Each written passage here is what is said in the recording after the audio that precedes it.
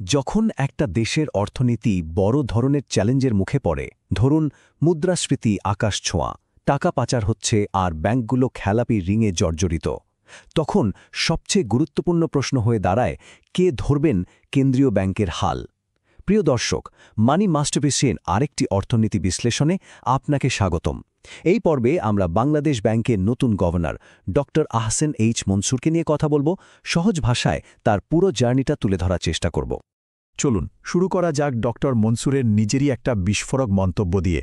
দায়িত্ব নেওয়ার ঠিক পরেই তার এই একটা কথাতেই কিন্তু পরিষ্কার হয়ে যায় যে তিনি ঠিক কতটা গভীর এক সংকট মোকাবেলা করতে এসেছেন, আর তার কাঁধের উপর দায়িত্বের ভারটাই বা কত বড়। তো গল্পটা শুরু হয় ২০২৪ সালের ১৪ই আগস্ট। ডক্টর আহসান এইচ মনসুরকে বাংলাদেশ ব্যাংকের ১৩তম গভর্নর হিসেবে নিয়োগ দেওয়া হয়। আর এই নিয়োগটা এমন একটা সময় আসে যখন দেশের অর্থনীতি বলতে গেলে একটা টালমাটাল অবস্থার মধ্যে দিয়ে যাচ্ছিল। আচ্ছা, গভর্নরের পদটা আসলে কতটা শক্তিশালী?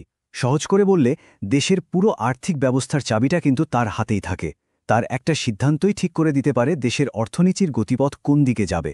মানে, দায়িত্বটা এক কথায় বিশাল। এখানে একটা বেশ ইন্টারেস্টিং ব্যাপার আছে। গভর্নর পদে যোগ দেওয়ার জন্য একটা বয়স সীমা ছিল ৬৭ বছর, কিন্তু তার জন্য অন্তর্বর্তীকালীন সরকারকে সেই আইন পর্যন্ত পরিবর্তন করতে হয়েছে। ৭২ বছর বয়সে তার নিয়োগ এটাই দেখায় যে সরকার তার অভিজ্ঞতা আর দক্ষতার ওপর ঠিক কতটা ভরসা রেখেছিল। তো চলুন এবার একটু পেছনে ফিরে দেখি, কে এই ডক্টর আহসান এইচ মনসুর, কিভাবে তিনি আজকের এই কঠিন দায়িত্বের জন্য নিজেকে প্রস্তুত করলেন। দেখুন, তার জ্ঞানের ভিত্তিটা কিন্তু খুবই মজবুত।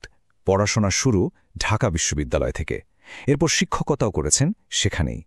তারপর কানাডার নামকরা দুটো বিশ্ববিদ্যালয় থেকে অর্থনীতিতে মাস্টার্স আর পিএইচডি করেছেন। মানে অর্থনীতির ওপর তার দখলটা যে কতটা পোক্ত সেটা এখান থেকেই বোঝা যায়। ভাবা যায়, ১-২ বছর নয়, টানা ২৬টা বছর। ১৯৮১ থেকে ২০০৭ পর্যন্ত তিনি কাজ করেছেন আন্তর্জাতিক মুদ্রা তহবিল বা আইএমএফের মতো একটা প্রতিষ্ঠানে। তার আন্তর্জাতিক অভিজ্ঞতা এক কথায় বিশাল।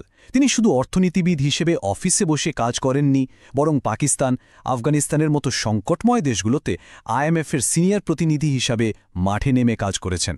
আর দেখুন, সে ১৯৮৯-৯১ সালেই তিনি কিন্তু বাংলাদেশের অর্থমন্ত্রীর রাজস্ব উপদেষ্টা ছিলেন। দেশের সাথে তার কাজের সম্পর্কটা বেশ পুরনো। দেশের অর্থনীতিতে তার একটা বড় অবদান কি জানেন? বাংলাদেশে যে আজ আমরা ভ্যাট সিস্টেমটা দেখি, ১৯৯১ সালে এটা চালু করার পেছনের অন্যতম প্রধান কারিগর ছিলেন কিন্তু তিনি। এটা ছিল তখনকার সময়ে একটা যুগান্তকারী সংস্কার। আইএমএফ থেকে অবসরের পর মানুষ সাধারণত বিশ্রাম নেয়, তাই না? কিন্তু তিনি চুপ করে বসে থাকেননি। দেশে ফিরে পলিসি রিসার্চ ইনস্টিটিউট বা পিআরআই এর নির্বাহী পরিচালক হিসেবে তিনি সবসময় অর্থনীতির ভুল ত্রুটি নিয়ে কথা বলেছেন, সংস্কারের জন্য সোচ্চার ছিলেন। যেমন ধরুন ২০১৯ সালে তিনি সরাসরি সরকারি জিডিপির হিসাবকেই চ্যালেঞ্জ করে বসেন। তার এই কথাটা থেকেই বোঝা যায় তথ্যের স্বচ্ছতা নিয়ে তিনি কতটা সিরিয়াস ছিলেন এবং সরকারি ডেটাকেও প্রশ্ন করতে ভয় পাননি। আবার দেখুন, ২০২২ সালে তিনি কিন্তু মুদ্রাস্ফীতি কমানোর জন্য মুদ্রানীতি ব্যবহারের কথা বলেছিলেন। তার মানে গভর্নর হয়ে তিনি আজ যে কথাগুলো বলছেন সেগুলো কিন্তু নতুন কিছু না। এই সমাধানগুলো তিনি অনেক আগে থেকেই দিয়ে আসছিলেন। আর সম্ভবত তার সবচেয়ে সাহসী মন্তব্য ছিল এটি, দেশের এত বড় একটা প্রভাবশালী শিল্পগোষ্ঠীর বিরুদ্ধে সরাসরি $10 বিলিয়ন পাচারের মতো গুরুতর অভিযোগ আনা, এটা কিন্তু চারটিখানি কথা নয়। তার এই আপোষহীন মনোভাবই তাকে অন্যদের থেকে আলাদা করে তোলে।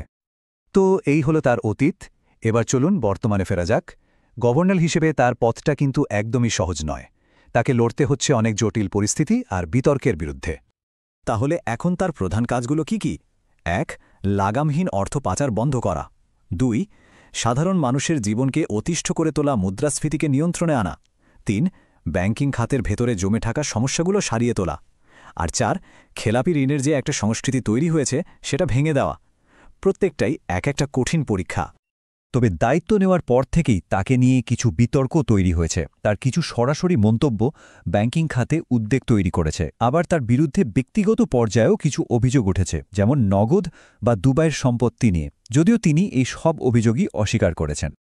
তো সব মিলিয়ে শেষ প্রশ্নটা কিন্তু একটাই, তার এত বছরের বিশাল অভিজ্ঞতা, সংস্কারের প্রতি তার দৃঢ় ইচ্ছা আর অন্যদিকে তার বিতর্কিত ব্যক্তিত্ব, এই সব কিছু মিলিয়ে তিনি কি পারবেন বাংলাদেশের অর্থনীতিকে এই সংকট থেকে বের করে আনতে? এর উত্তরটা হয়তো সময়ে আমাদের বলে দেবে। আমাদের আজকের এই বিশ্লেষণ দেখার জন্য আপনাকে অনেক ধন্যবাদ। মানি মাস্টারপিস থেকে অর্থনীতির এমন আরও ইন্টারেস্টিং বিষয় জানতে লাইক, মন্তব্য, শেয়ার এবং সাবস্ক্রাইব করতে ভুলবেন না।